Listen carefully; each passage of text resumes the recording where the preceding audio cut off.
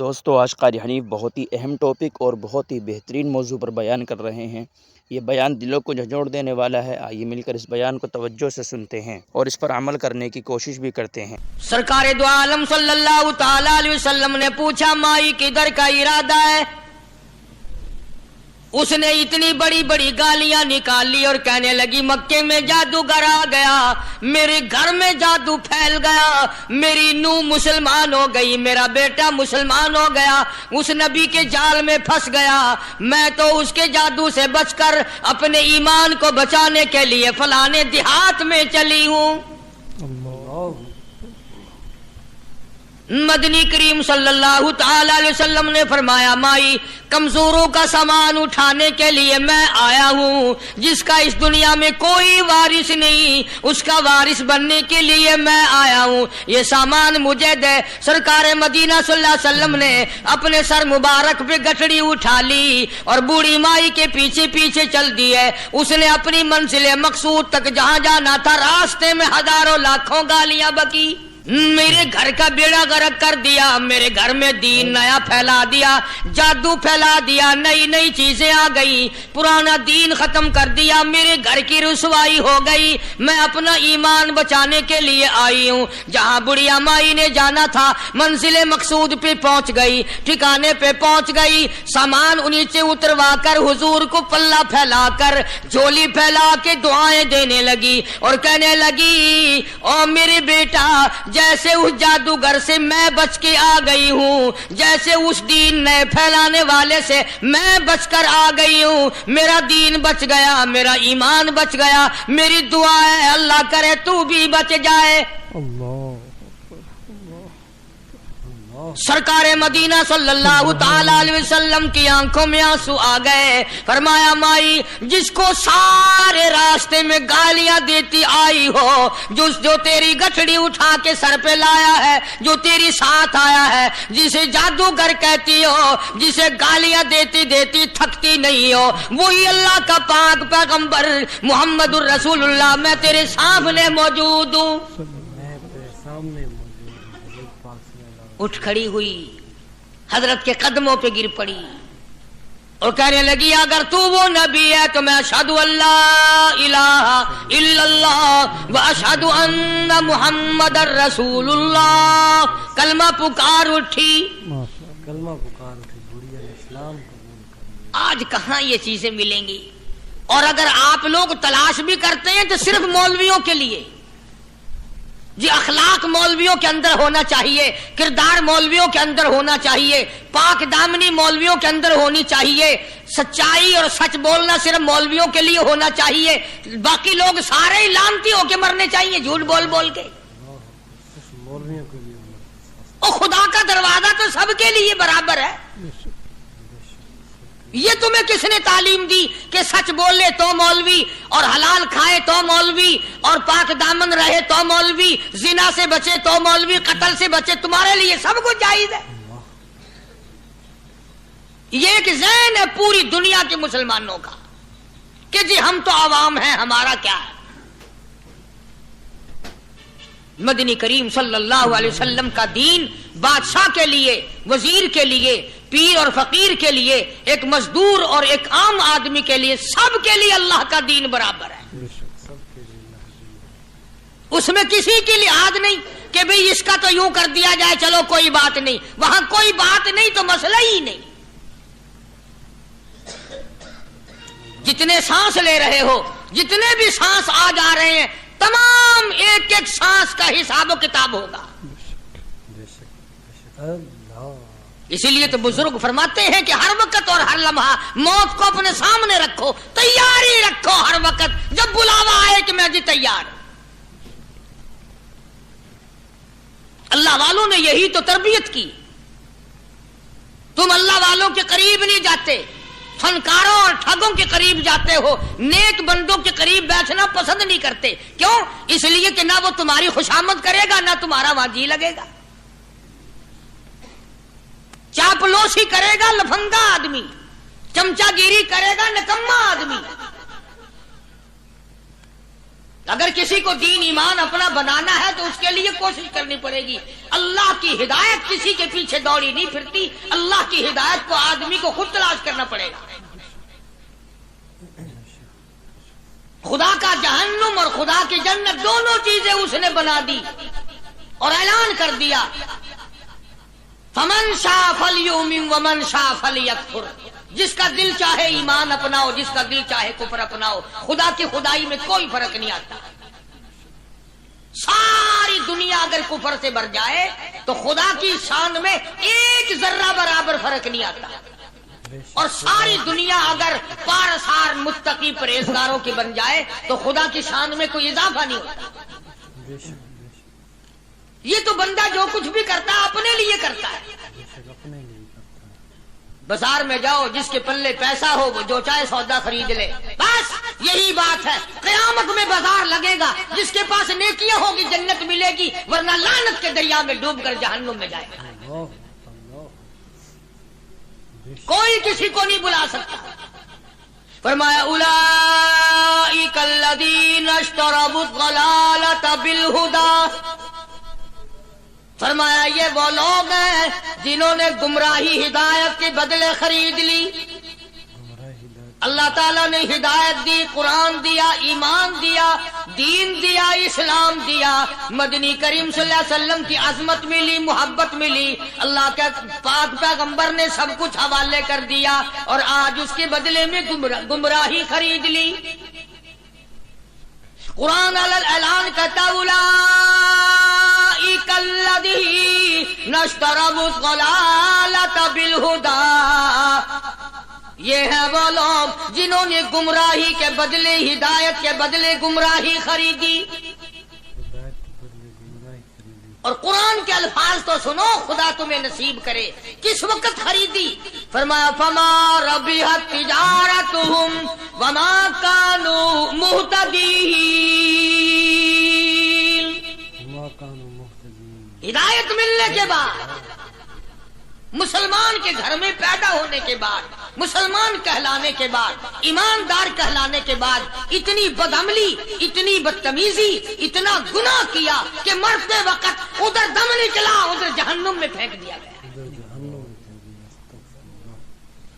ایک صحابی نے عرض کر دیا یا رسول اللہ صلی اللہ تعالی علیہ وسلم. فرمایا عرض کیا قیامت کب آئے گی؟ قیامت کب آئے گی؟ اللہ اللہ اللہ. یہ پوچھنا بھی صحابی کے بس کی بات تھی. اور اللہ کے نبی نے پتہ پھر کیا جواب دیا؟ فرمایا قیامت کا جو پوچھ رہے ہو کیا تیاری کر رکھی ہے؟ یعنی یہ نہیں فرمایا کہ فلاں دن فلاں وقت یہ. اور کسی نے پوچھ جو لیا متا سا کالی کملی والے قیامت کب آئے گی؟ فرمایا کیوں، کیا تیاری کر رکھی ہے؟ کیا تیاری کر رکھی ہے؟ پوچھ جو رہے ہو. وہ بھی شاگرد کالی کملی والے کا تھا صلی اللہ علیہ وسلم. پوچھ تو بیٹھا، مرید حضور کا ہے، مقتدی حضور کا ہے، دیدار پیغمبر خدا صلی اللہ علیہ وسلم کا کرتا ہے. فوراً سنبھلا. اس نے پوچھا نا قیامت کب آئے گی؟ اللہ کے نبی نے جلال میں فرمایا کیا تیاری کر رکھی ہے؟ سارے کون ہے سبحان اللہ. صحابی ایسا سنبھلا، کہنے لگا آقا میرے پاس تیری محبت کے سوا اور کیا ہے؟ اللہ اللہ، کیا جواب دیا؟ کہتا آقا میرے پاس تیری محبت کے سوا اور کیا ہے؟ میرے پاس تیری محبت کے سوا کیا ہے؟ کیا خوبصورت جواب. تم جیسا ہوتا تو کئی روزوں کا سہارا لگاتا، کوئی نمازوں کی بات کر کے کھو دیتا، کوئی سخاوت کی بات کر کے کھو دیتا. کیا جواب دیا ہے صحابی نے؟ تمہارے میرے دماغ میں بھی کبھی نہیں آیا ہوگا ساری عمر میں. کہتا کالی کملی والے میرے پلے تیری محبت کے سوا اور کیا ہے؟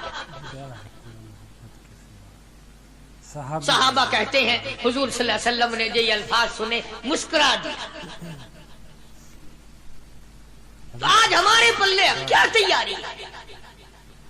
رات دن قرآن کہتا ہے تیاری کرو تیاری کرو. وقت آیا، وقت آیا، آیا وقت، قیامت آئی، موت آیا وقت، لیکن پھر بھی کوئی تیاری نہیں. اس لیے قرآن کریم للکار للکار کی کہتا ہے قل متاع الدنیا قلیل. دنیا بہت تھوڑے دنوں کا سودا ہے، سمجھ لو۔ صبح آئی کہ نہ آئی، شام آئی کہ نہ آئی، آیا وقت۔ قرآن کریم نے ہر ممکن طریقے سے مسلمانوں کی تمام زندگی کے شعبات کو پورا کرنے کے لیے لاہ عمل دیا۔ میں ایک رخ آپ کو آج دینا چاہتا تھا، اور وہ یہ کہ نبی پاک صلی اللہ تعالی علیہ وسلم نے اس امت کے سامنے کس قسم کے نمونے نہیں رکھے۔ اخلاق و کردار میں سے کون سی بات حضور صلی اللہ علیہ وسلم نے چھوڑی؟ ہم اپنا پیٹ پہلے بھرتے ہیں، دوسرے کے لیے اگر سوچتے بھی ہیں تو وہ بھی بعد میں۔ یہاں معاملہ کچھ اور ہے۔ غزوہ خندق کا زمانہ ہے، مسلمانوں پہ بڑی تنگی اور بڑی پریشانی کا وقت ہے۔ یہاں تک کہ صحابہ کرام رضوان اللہ تعالی علیہم اجمعین کی جماعت کہتی ہے کہ حضور صلی اللہ علیہ وسلم کو صحابہ کرام نے دیکھا، ایک صحابی آپ کے سامنے حضور کے سامنے آیا اور اس نے اپنا کرتا اپنے پیٹ سے اٹھایا، اس نے بھوک کی وجہ سے اپنے پیٹ پہ ایک پتھر باندھا ہوا تھا۔ صحابہ کرام دیکھ رہے تھے، اس کے دیکھتے دیکھتے امام الانبیاء محبوب کبریا حضرت محمد مصطفیٰ صلی اللہ تعالی علیہ وسلم نے رحمت والے ہاتھوں سے جب اپنا کرتا اٹھایا، صحابہ کرام کی آنکھوں نے دیکھا حضور کے پیٹ پہ 2 پتھر بندھے ہوئے تھے۔ آج کتنا کھاتے ہو پھر بھی نہ شکری، کتنا پیتے ہو پھر بھی نہ شکری، کتنا کچھ کھانے کو مل رہا ہے پھر بھی نہ شکری، کچھ نہیں کچھ نہیں۔ حضرت جابر رضی اللہ تعالیٰ عنہ نے جب یہ منظر دیکھا، یہ حالت دیکھی، رہ نہ سکا۔ صحابی فوراً دوڑا اور دوڑا دوڑا گھر گیا، گھر بیوی کو جا کے کہنے لگا غضب ہو گیا، کمائی ہو گئی، کمال ہی ہو گیا، حضور صلی اللہ علیہ وسلم کو اتنی بھوک ہے، اتنا فاقہ ہے کہ آپ نے اپنے پیٹ مبارک پہ 2 پتھر باندھے ہوئے۔ 2 پیٹ اور پتھر باندھے حضور پاک۔ بیوی کہنے لگی جلدی جا کر کے حضور صلی اللہ علیہ وسلم کی دعوت کراؤ، ہم کھانا کھلائیں گے۔ یہ 2 سیر ہوں 1.5 سیر ہوں، یہ جو ہے یہ بکری کا بچہ ہے، ہم اسے ذبح کرتے ہیں، بہت جلدی تیار کرتے ہیں، میں ان کو پیستی ہوں اور تم جاؤ جا کے دعوت کا کیا۔ حضرت جابر رضی اللہ تعالی عنہ حضور کریم صلی اللہ علیہ وسلم کی خدمت عالیہ میں آئے، چونکہ کھانے کی مقدار، آٹے کی مقدار بڑی تھوڑی تھی، حضور کے کان کو منہ لگا کر کے حضرت جابر نے کہا کہ یا رسول اللہ صلی اللہ علیہ وسلم، ایک تو آپ اور ایک یہ صحابی جس نے پیٹ پتھر باندھ رکھا ہے، اور اگر آپ کے علم میں ہو 1-2 اور ایسا ہی جو زیادہ بھوکا ہو، میرے گھر میں دعوت ہے، چلو۔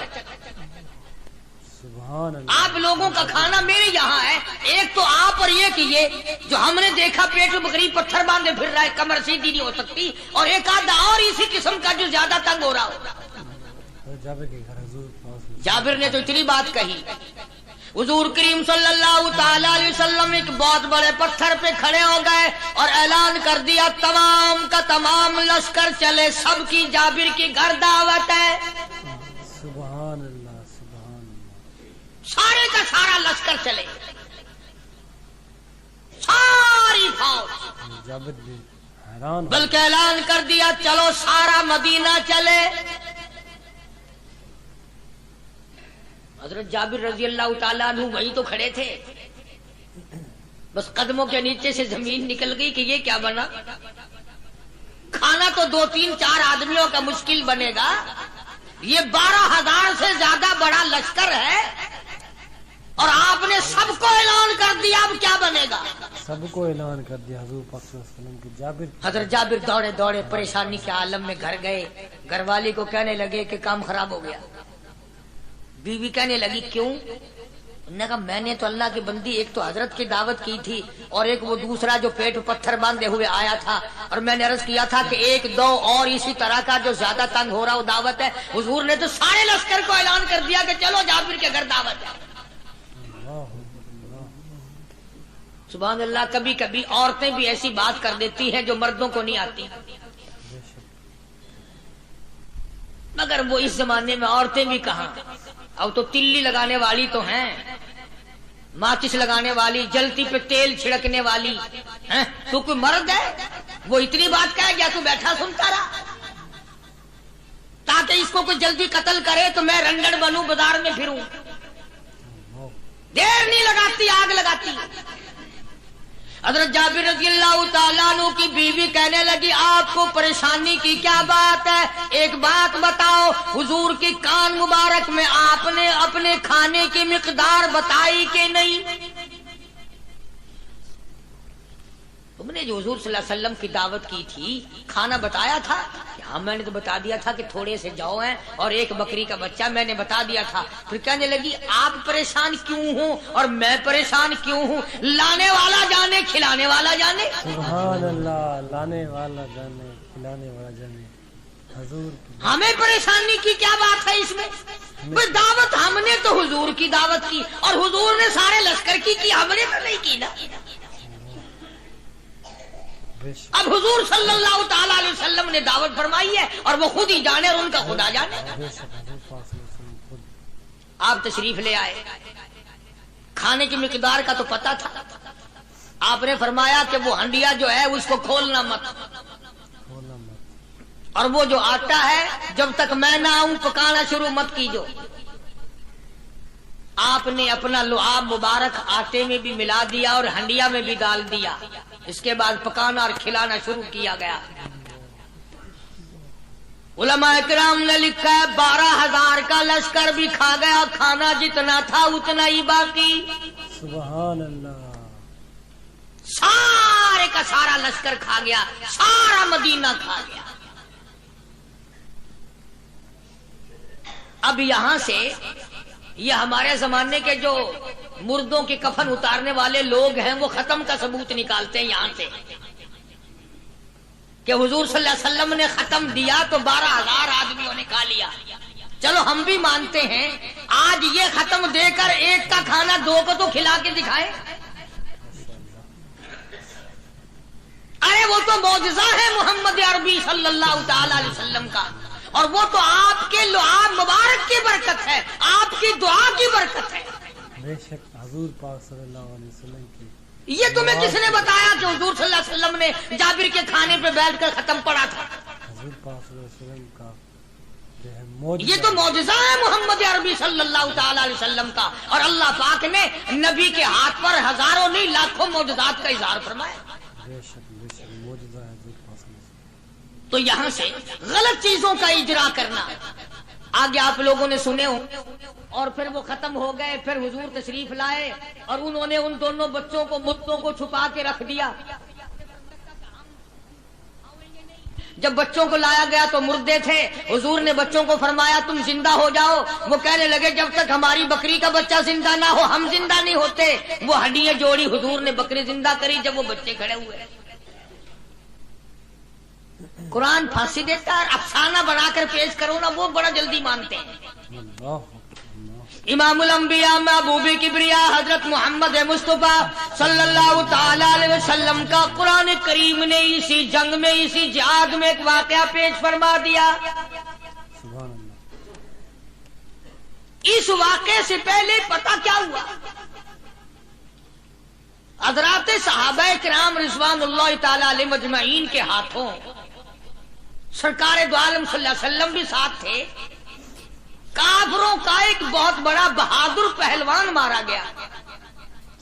یہ جو غزوہ خندق ہے جس کو غزوہ احزاب کہتے ہیں، قرآن میں ذکر ہے اس کا، ویسے کوئی بات بنا کے نہیں کہہ رہا ہوں، یعنی یوں سمجھو اب میں سورت احزاب کے 3 رکوع کا آخری آیتوں کا ترجمہ کر رہا ہوں۔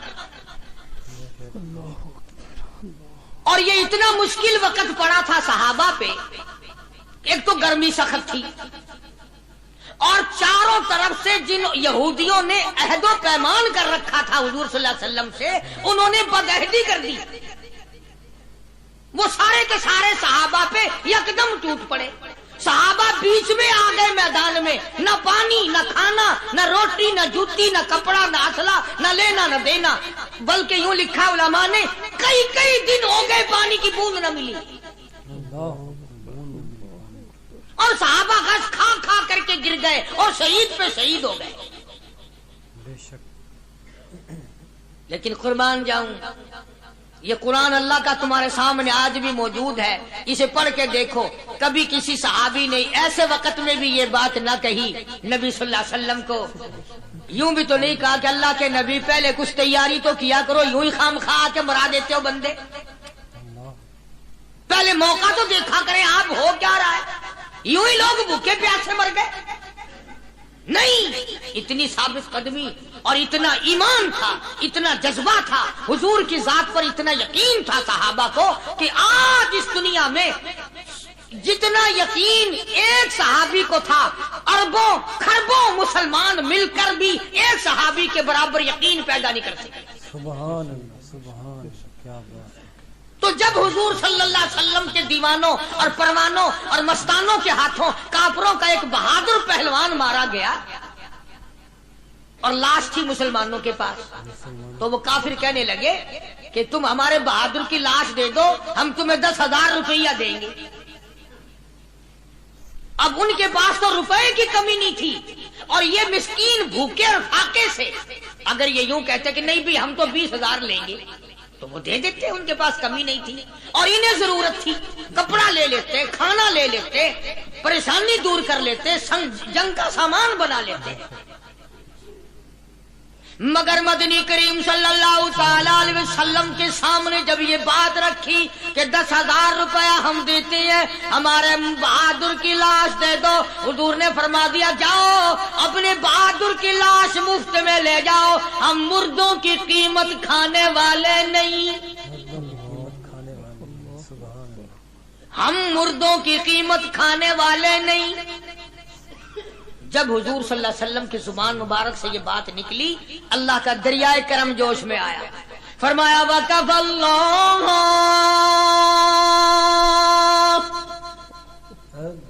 اللَّهُ الْمُؤْمِنِينَ الْقِتَالَ. فرمایا میرے نبی اب آپ اطمینان رکھے، کوئی ضرورت نہیں، اب میں تیرا خدا خود ان سے جنگ کروں گا، اب میں لڑوں گا ان سے. اور اس کے بعد اللہ تعالیٰ نے یہ برکت دی کہ ایک آدمی یا 2 آدمیوں کا کھانا اللہ تعالیٰ نے 12,000 کو کھلایا. سبحان اللہ، 2 آدمیوں کا کھانا. تو ان چیزوں سے معجزات کا ظہور ہوتا ہے. اور حضور کریم صلی اللہ تعالی وسلم کے تو اتنے معجزات اللہ پاک نے ہمارے نبی صلی اللہ علیہ وسلم کو دیے کہ ہم سب کی زندگی ختم ہو سکتی ہے مگر سرکار کے معجزات ختم نہیں ہو سکتی. بے شک سبحان اللہ، سرکار کی معجزات. حضرت ابو ہریرہ رضی اللہ تعالیٰ عنہ فرماتے ہیں کہ میں مسجد نبوی کے دروازے پہ پڑا تھا، بھوک نے مجھے اٹھنے نہ دیا. مجھے اتنی بھوک لگی، کئی دن کا فاقہ ہو گیا، میں کھڑا نہیں ہو سکتا تھا. تو میں نے جناب صدیق اکبر رضی اللہ تعالیٰ عنہ سے مسئلہ پوچھنے کا بہانہ بنا کے بلایا کہ شاید یہی مجھے اپنے ساتھ لے چلے. تو وہ بھی مسئلے کا جواب دے کر چلے گئے. ابو ہریرہ کہتے ہیں میرا یقین ہوا کہ ان کے گھر بھی کچھ نہیں. پھر میں نے فاروق اعظم رضی اللہ تعالیٰ عنہ کو مسئلہ یا قرآن کی آیت پوچھنے کے بہانے متوجہ کیا. وہ بھی وہ جو چیز میں نے پوچھی تھی بتا کے چلے گئے. غالباً ان کے یہاں بھی فاقہ ہوگا. ابو ہریرہ رضی اللہ تعالیٰ عنہ کہتے ہیں پھر آئے حضور صلی اللہ علیہ وسلم تشریف لائے تو میں نے مسئلہ پوچھنے کے بہانے سے حضور کو اپنی طرف متوجہ کیا. ابو ہریرہ کہتے ہیں حضور مسکرائے اور میرا مطلب سمجھ گئے. میرا مطلب سمجھ گئے، اشارہ کیا میرے ساتھ ساتھ، میرے پیچھے پیچھے آ. ابو ہریرہ رضی اللہ تعالیٰ عنہ کہتے ہیں میں حضور صلی اللہ علیہ وسلم کے ساتھ چلا آیا. آپ اپنے دولت قضا پر تشریف لائے، اپنے گھر میں تشریف لائے. آپ نے گھر میں داخل ہو کر کے فرمایا کچھ کھانے کا پینے کا کوئی ہے گھر میں کوئی چیز؟ جواب ملا ہاں ایک دودھ کا پیالہ ہے. ہدیہ آیا کہیں سے، آپ کے لیے ہدیہ دیا کسی نے، دودھ کا پیالہ منگوا لیا. ابو ہریرہ کہتے ہیں میں بڑا خوش ہوا کہ لے میرا دو لگ گیا، کام بن گیا، مجھے ہی فرمائیں گے پی لے، رج کے پیوں گا.